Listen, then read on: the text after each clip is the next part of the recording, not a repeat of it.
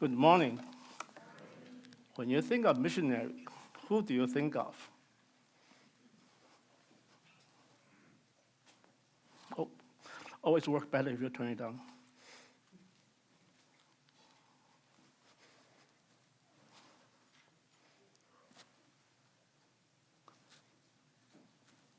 Oh, there we go. Works better when you turn it down. Anyway, who do you think of as when you think of missionary? William Carey, he's the founder of the modern mission movement. Or Hudson Taylor, who is a missionary, went to China, adopted Chinese culture, but shared the gospel with Chinese people. Or do you think of Lottie Moon? She is a missionary from Southern Baptist, went to China, and she gave her food to her Chinese neighbor while she herself was dying from starvation. And we just finished our Christmas international mission offering in her name. Or do you think of Annie Armstrong? She is, oh, why are you telling me I missed? Okay, so that's Lottie Moon. And the last one is Annie Armstrong. And Annie Armstrong actually is not a missionary. She's a woman who founded Southern Baptist WMU, Women's Missionary Union. And we are going to collect our Easter North American mission offering in her honor. And she proves the point, you can be in mission without being a missionary. And lastly, do you think of Amy Carmichael? She's not very well known. Oh, he didn't show up. Thank you. Amy Carmichael, she's not very well known, but actually, she's the first one started an orphanage in India, way before Mother Teresa. But Mother Teresa is much better known. So these are all missionaries. They're all in mission. So you may have questions regarding what's the difference between a missionary and the evangelist? Don't they seem to do a lot of things the same? And if you go to school like Biola, which I did, and they will teach you about missiology, and they will teach you about E1, E2, E3, and M1, M2, and M3, about the difference between mission and the evangelist. But I'm not going to teach you missiology, don't worry. But let's do a simple solution. Let's compare and study the Bible and compare Philip, evangelist, and Paul and Barnabas, the first missionaries in Acts. So being an engineer, I made a table to compare the 4 different areas of ministry. And there is, first is preaching, then there is how they battle spirit, and the cross-cultural evangelism, and what they do after the engagement for the gospel. So if you see on the first line, Philip preached in Samaria, and Paul and Barnabas, they preached in Salamis, the first stop of their missionary journey, and every city after that. So they both preach. And then there is the battle in the spirit. Philip in Samaria cast out many spirits from his followers. When Paul and Barnabas, when they're in Paphos, they have to battle a sorcerer to stop him from preventing the proconsul become believer. So they have to battle the spirits. And then there's this cross-cultural evangelism issue. We all know Philip was sent to the Gaza Road to engage the Ethiopian eunuch and share the gospel with him, explain the Bible to him, and baptized him. And Paul and Barnabas in Antioch, Pisidia, they also, after the Jews opposed them, told them they are going to Gentiles. And they shared the gospel with Gentiles and made many Christians in Antioch, Pisidia. But, so what's the difference? They all do the same thing, right? They both preach, they both battle the spirit, they both cross-cultural evangelism, but the difference is here. The difference is the fact after the evangelism with Ethiopian eunuch, Philip never saw him again, and the Ethiopian just went down to his home. For Paul and Barnabas, after they traveled through the whole island of Cyprus, after the last stop, they went back and visited every single church to strengthen the believers and appoint elders. See, the missionary, they are focused on building, not build. I won't go to building, you think of building. They are focused on assembling the church, assembling the people to form churches. That's where the missionary are different from the evangelists. But on the other hand, I think we should remember what Peter said in 1 Peter 3:15. He said, we, all our believers, should always be prepared to make a defense to anyone who asks you for a reason for the hope that is in you, yet do it with gentleness and respect. So we all are evangelists to some degree. We all need to be ready to share God. So if you have not learned how to share the gospel, I highly encourage you to attend this Saturday's mission training. Don't let the word mission fool you, because it will train you how to share the gospel. They will train you how to engage people. That's very good training. I know it's not too late. So if you want to learn how to share the gospel, attend the seminar this Saturday, because that's a good training. Okay? So in summary, missionary and evangelists do a lot similar work in sharing the gospel, but missionaries is focused on assembling the church. The church is where missionary is different from the evangelists. So then you may also ask me, how do one become a missionary? And let's look at Paul and Barnabas. How did they become the first missionary in Acts chapter 13? The first thing you may notice in this passage here, there's no Paul there, it's Saul. But the Acts 13:9 tells us, then Saul, who is also called Paul, and from verse 9 on, this Saul here is Paul. They are the same person, okay? So, but I want you to notice the thing is, Paul and Barnabas did not volunteer to be missionaries, because verse 2 tells us the Holy Spirit said, I have called them. So the Holy Spirit, God calls the missionary. I mean, God calls a lot of people, right? God doesn't call missionary. God calls prophets. God calls David to be a king. God calls Moses to be a leader of the nation. So God calls a lot of people. But missionary is one of those people who are called by God. But that also says that church has a role, because if you read verse 3, the church, after fasting and praying, they lay their hands on them and send them. So church has a role in mission, because it's the church who sends out the missionary. So in our church's mission committee, one of the first things when somebody said they want to be a missionary, the first thing we do is we confirm their calling, because the missionary has to be called by God. It cannot be just somebody say, I want to do mission. Okay?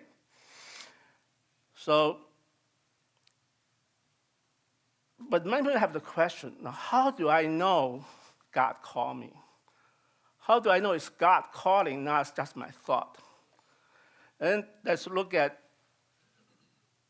Isaiah 8, because this is one of the most popular verses for calling missionaries. Because in Isaiah 8, I only had a part of the verse there, but Isaiah 6:8 says, and I heard the voice of the Lord saying, whom shall I send, and who will go for us? Then I said, here I am, send me. This is one of the most popular verses in mission conferences, mission sermons, and to ask people to respond to God's calling. And it is a good response to God's calling. I'm not trying to say that's not a good response. But this is more exception than norm in the Bible. We just go to the next chapter in the next book in the Bible, in Jeremiah. When God called Jeremiah, what did Jeremiah say? Ah, Lord God, behold, I do not know how to speak, but I'm only a youth. Jeremiah was not ready to stand up like Isaiah. And then you may say, oh, Jeremiah is young. He said he's only a youth. And people guess he's probably below 30. That's why he's considered a youth in the Jewish culture, in the Hebrew culture. But there's an old man who said the same thing. This is Moses after he has exhausted all his excuses not to lead Israel on the Exodus. And he said this, "Oh, my Lord, I am not eloquent, either in the past or since you have spoken to your servant, but I am slow of speech and of tongue." Most people being called by God are not volunteers like Isaiah. They all try to figure out a way they don't have to do it. Remember Gideon in the Judges? When God called him a valid warrior, he came up with all kinds of excuses not to do it. And finally, he had wanted God to prove his supernatural power several times before he finally said yes. So calling of God is not something we naturally respond to with a positive attitude. But there are some people who are examples. Here's a picture of who, and the person next to me is Jamie Taylor, or James Hudson Taylor IV, the great-grandson of Hudson Taylor. This picture was taken in 2019 when I was visiting my mom in Taiwan. Usually when I go to Taiwan to visit my mom, we go to church together on Sunday. On that particular Sunday in June, Jamie Taylor was a speaker. And he shared with us how he was very resentful, his dad, James Taylor III, using him as example in many of his sermons. So he said when he went to college, he was determined he wanted to get out of the family business. He wanted to do something else for his life. But as he shared in that sermon, after college, God took hold of him and called him to serve him as a servant of God. So his personal call changed his mind. And then on that day, he preached from John 3:27-36, using John the Baptist as share us how God convinced him to be a servant of God, just like John the Baptist. And that was a very good sermon. I still remember that sermon. But still, and on the guy on the right, some of you know that Brenda and I spent 10 years in China. I was there, sent by my company, to build a manufacturing facility in China with 2 factories to produce 2 different types of products. But the whole thing started in 1987. It's on the Memorial Day weekend family conference in Forest Fort in San Bernardino Mountains. I don't remember anything about that conference at all now. But I do remember one thing. At the end of that conference, when Bill Butterworth, the speaker of that conference, challenged all attendees, do something worthwhile in your life for the Lord's calling of you to be a Christian. At that moment, Brenda and I just looked at each other and said, China. Why do we do that? Because in 1978, when China started opening up for foreign investment, a lot of Christians talking about going to China to work. Because China does not welcome pastors or missionaries. They will never get a visa to go into China as a pastor or missionary. But you can go in there as a business person. So we talk about being a tent maker for God. And if you don't know what tent maker is, it's taken from Acts chapter 13, where, Acts chapter 13? Anyway, it's taken from Acts about the fact, 18:1-3, where Paul worked with Aquila and Priscilla as tent makers in Corinth during his second missionary journey. So in Christian lingo, tent maker means somebody who will work in his own professional trade and share the gospel when he's not working. So that's what we thought about doing in China. And so when that day, when Bill Butterworth said that, somehow we just look at each other and say China.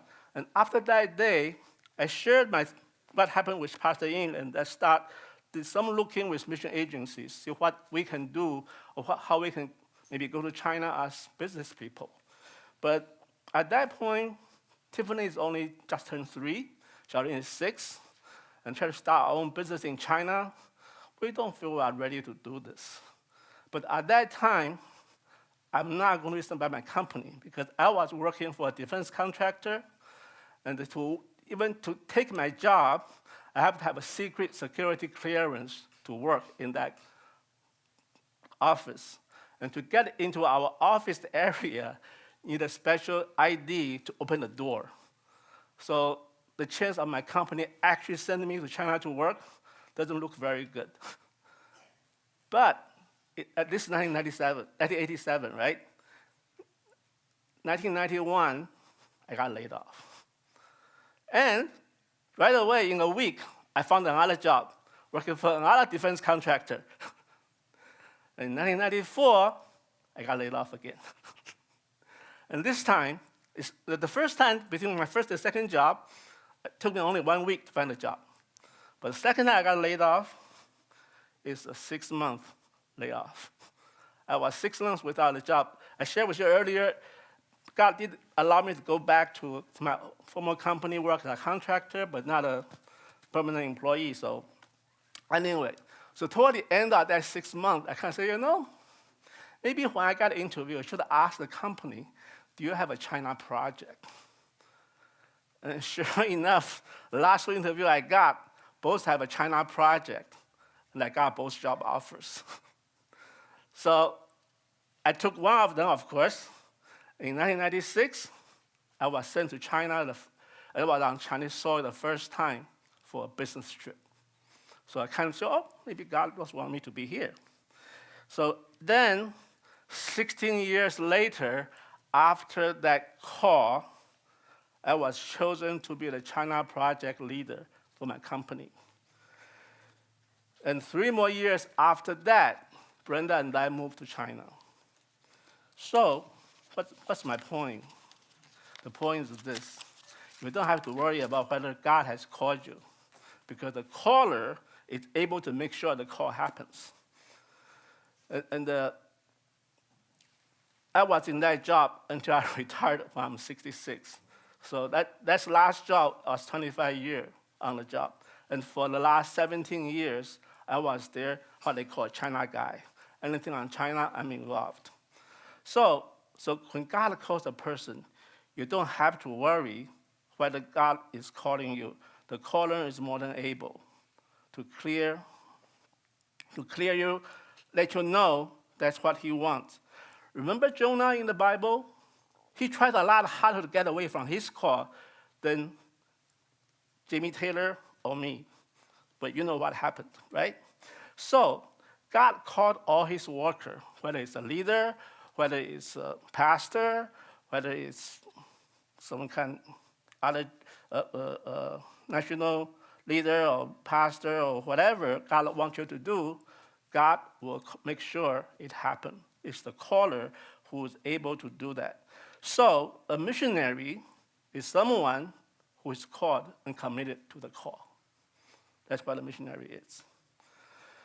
However, being called by God does not mean it will be a cakewalk in a rose garden after that. Because if you look at this verse, when Jeremiah was being called, and what did God tell him? The verse we just read, behold, I have put my word in your mouth.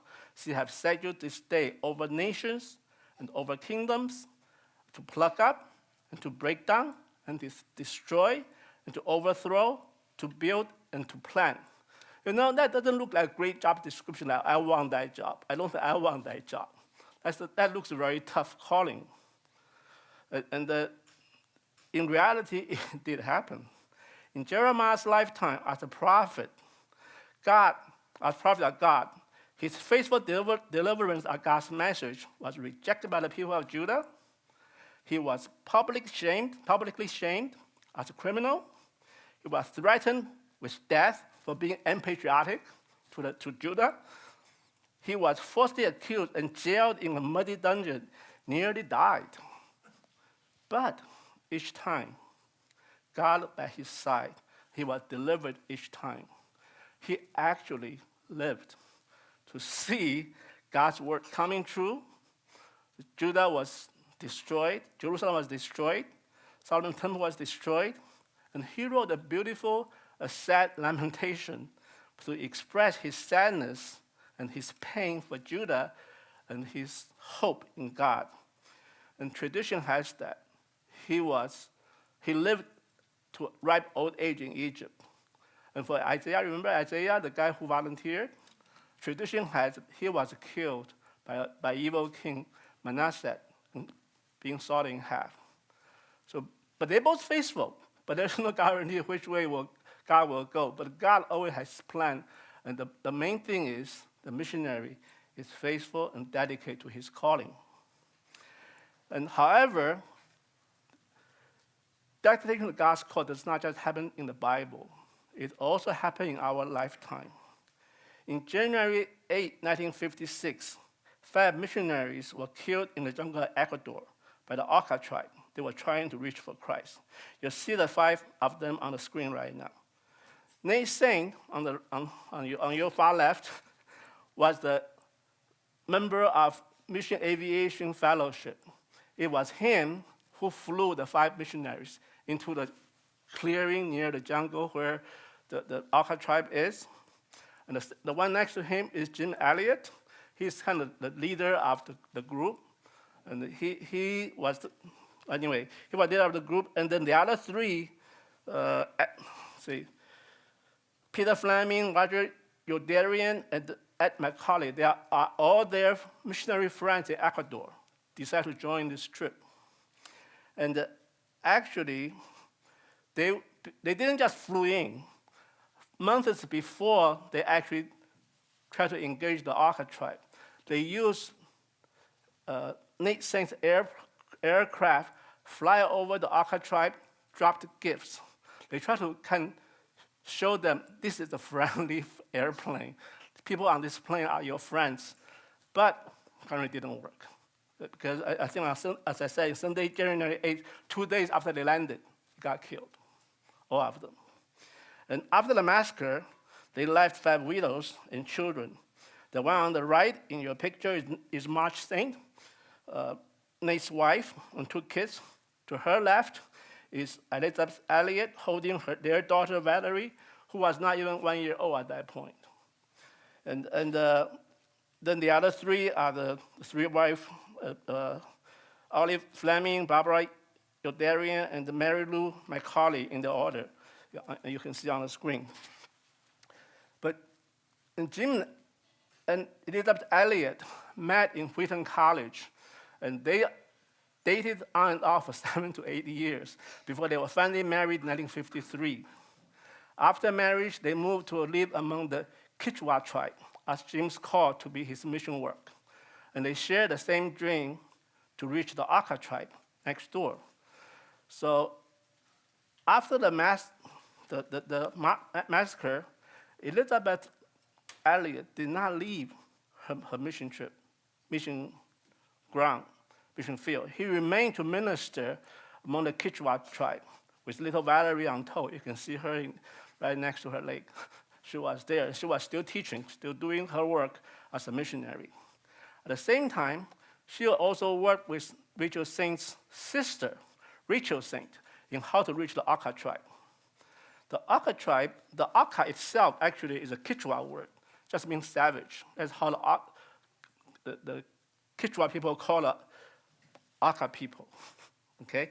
But in fact, that's not how they call themselves. So I think it's probably worth than tell you the story how they actually reached the Auca tribe. And the Auca tribe is also actually, they call it, the Auca themselves call themselves Waranis. The Warani, in their own language, just means the people.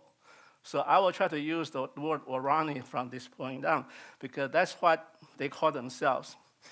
And the story began in 1955, how they was able to convert the Warani people.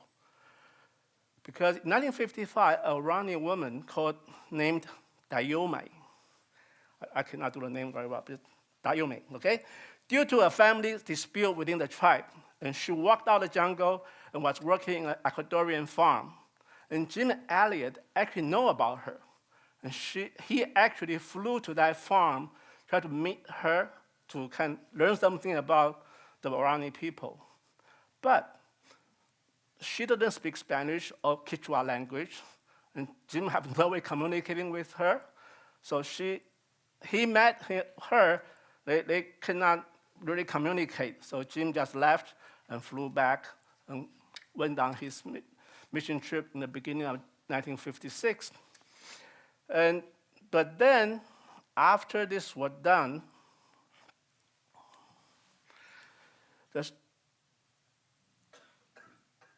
Rachel Singh, she's working with Summer Institute of Linguistics, which is the training arm of Wycliffe Bible translators. And so she started working with Dayome, try to understand her language, try to develop a script for the Waorani language, because that's what Wycliffe Bible translator does very well, is try to invent writing script for people who have no written language. And also they are very good in trying to learn the new language.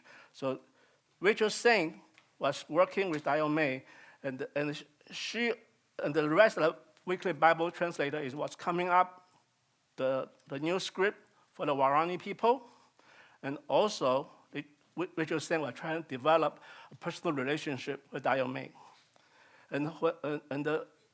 As I said, Elizabeth Elliot was still remaining in the Quechua tribe, but she tried to go to meet Dayome whenever she can to learn more about the Waorani language and try to understand more. So because Elizabeth Elliot, still has shared the dream of Jim, that's their dream, to reach the Waorani people. So then 2 more years after the 5 missionaries were martyred, 2 more Waorani women walked out of the jungle. And this time, they went straight to live with the Quechua tribe, where Elizabeth Elliot is working. So of course, Elizabeth Elliot tried to know them, tried to learn their language, tried to learn their culture, and build a personal relationship with them. So and also, of course, she can work with Rachel Singh a little bit. They exchange language tape, so they can try to understand or how to interpret what they said in their Waorani language. So they were working very hard trying to understand how to communicate with Waorani people.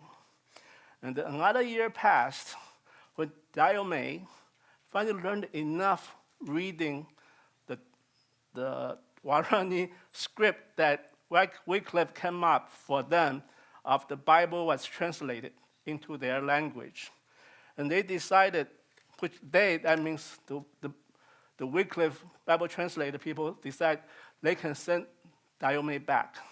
So they decided to send all three of them back into the Waorani tribe, and they flew with Elizabeth Elliot to the edge of the jungle where the Waorani tribe will be, and they gave them gifts for their family.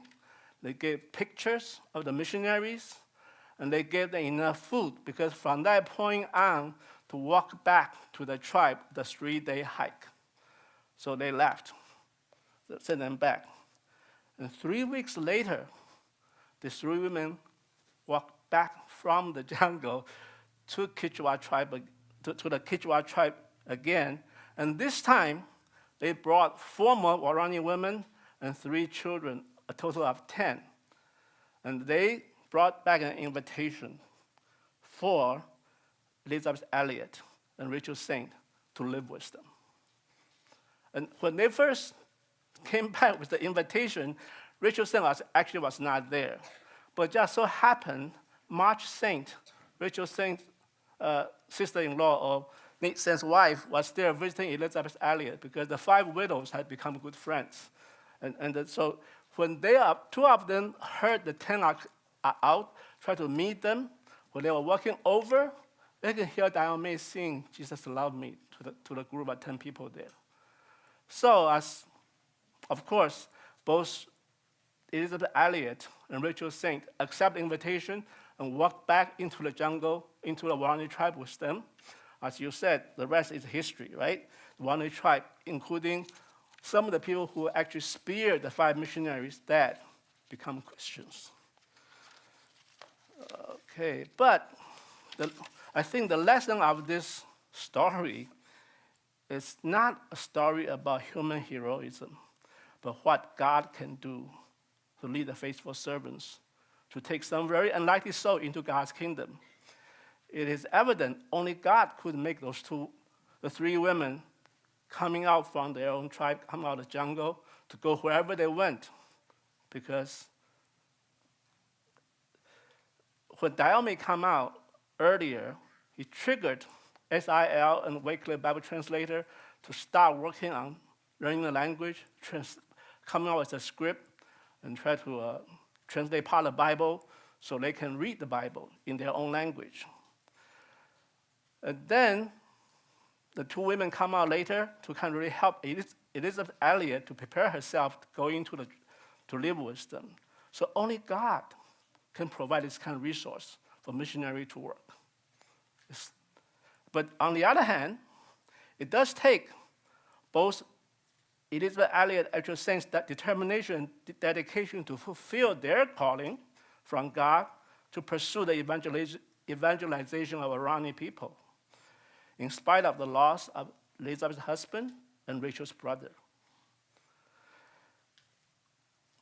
They took what God provided and did what they could with the resource God gave to them, and develop relationship in the process.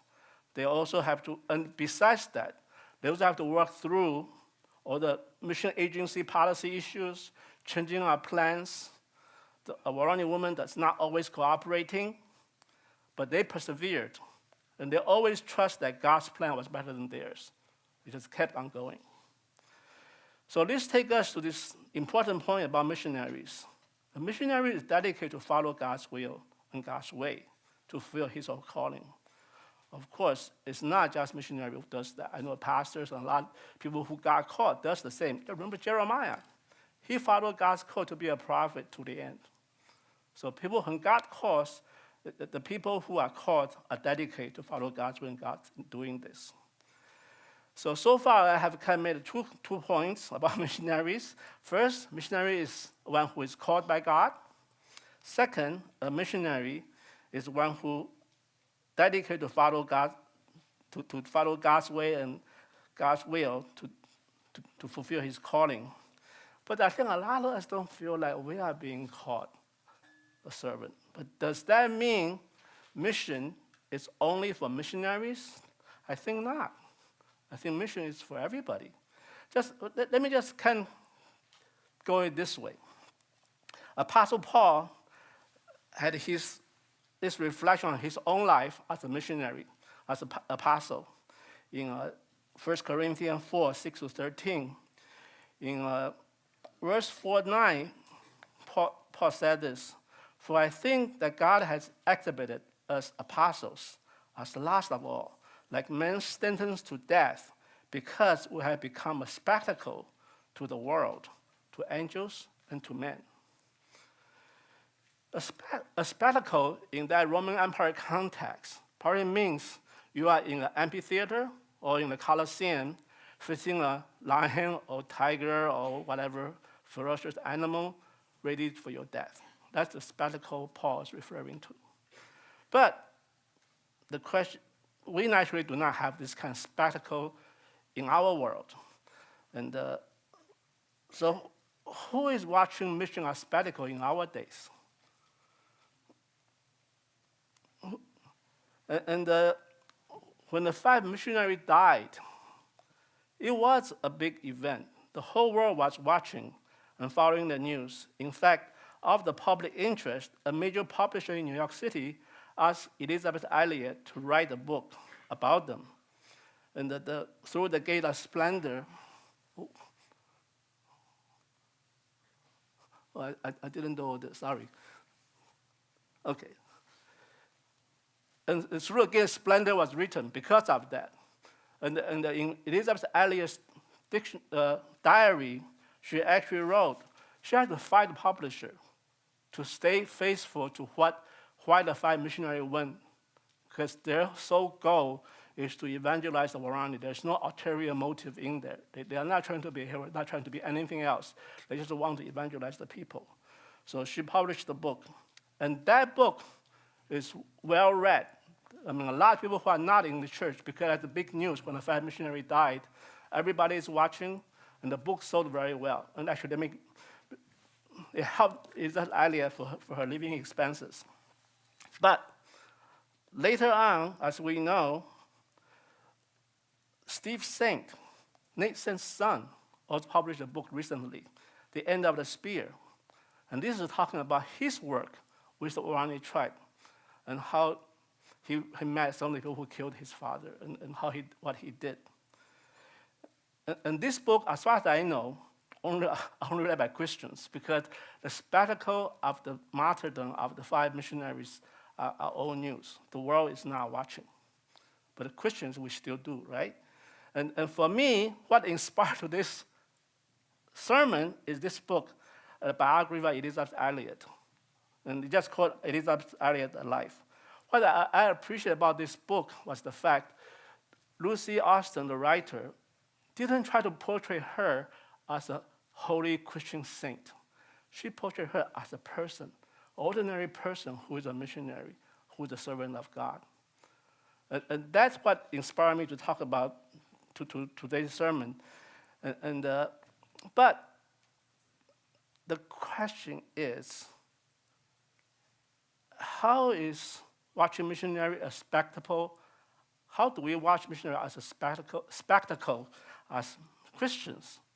When I think about American spectacle, I think the biggest spectacle is what we had 2 Sundays ago, the Super Bowl. That's one of the biggest, most watching TV program in the whole US, most of the time. But how is a football game compared to a mission work? And well, hear me out. When I first learned about football, I was in Taiwan. The ball is round, you kick with your foot, and you touch the ball with hand, it's a foul, right? I came to the US at 15 years old. I watched American football. This can't be older than me. The ball is not around. They're carrying the ball, and whenever the game starts, 2 teams lined up, they hit each other, nothing happens. And some people may be running around doing other things, but just see the people kind of bumping each other and nothing happens. And it's just kind of very boring. And my dad, who is a Chinese immigrant, also cannot help me on the game. But in 1975, I was really bored on New Year Day, watching Rose Bowl. And that year is the USC playing Ohio State. In one of the play, it's a goal line stand, and they showed how the USC linemen pushed away all the Ohio defenders, opened the gap, and the running back carried the ball, running to score a touchdown. I said, oh, that's how they play this game. They actually, now I learned more about football, American football. They actually, if you look at NFL, each team has a lot of different units. There is the offensive unit, have an offensive coordinator. The defensive unit have a defensive coordinator. Then there's a unit for kicking the punt, the unit for receiving the punt, unit to kick the actual points, whatever. They have special units. In a way, you think of a church. The church is like a football team. It's a lot of different units, right? Obviously, the missionaries, the evangelists, our offensive team, our offensive units, right? And the pastor, the apologists, our defensive units. Then a church will not run well without all the different other units like kitchen committee or kitchen people, building property people, and other things that make the church work. So in a way, a church is like a football team. We don't play the same game, but we play the same way, right? So let me explain with this picture. I have to look for this picture. First of all, there are people in the field playing the game. They are obviously the missionaries and the evangelists. They are playing the game, right? And the people on the sideline, they're all watching the game because this game matters to them. They want to get involved. They are ready. Whenever a team, it's their turn to play, they are ready to go into the field and play the game. Then, of course, there is these people in the stands. These are just the world watching this game. This game is interesting, and it's kind of fun once in a while. Sometimes they may be a fan, they will root for one or the other team, but win or lose doesn't really mean much to them. So I think in many ways, the Great Commission is a calling for all believers. We are all on the team for the Great Commission. We may be playing different units, but we are in the team. We need to get involved. We need to watch what God is doing in the field and how we can jump in and be part of it. So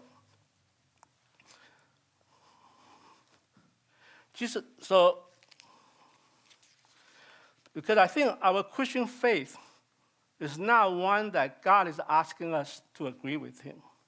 Our Christian faith is about doing what God says.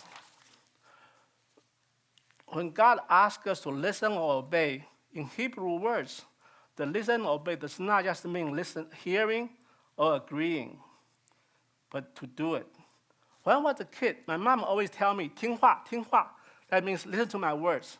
But I know my mom never meant to just listen to her words, but she wanted me to do what she said to me. That's how God is with us. She called all of us to be part of the Great Commission. He wants us to be part of the Great Commission team. So last week, Pastor Ryan pointed out this verse in Matthew 7:21 as the scariest verse in the Bible because it could be a self-defection on our part. He's absolutely right. But not everybody is called to be missionaries, but all of us are called to be part of Great Commission.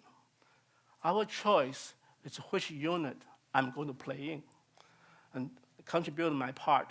And I don't mean just contribute your money, but contribute yourself to do what God asks you to do, to play in the Great Commission team. And when you do that, you don't have to worry about Matthew 7:21 because you are doing God's will, and you will be entering the narrow gate. Thank you.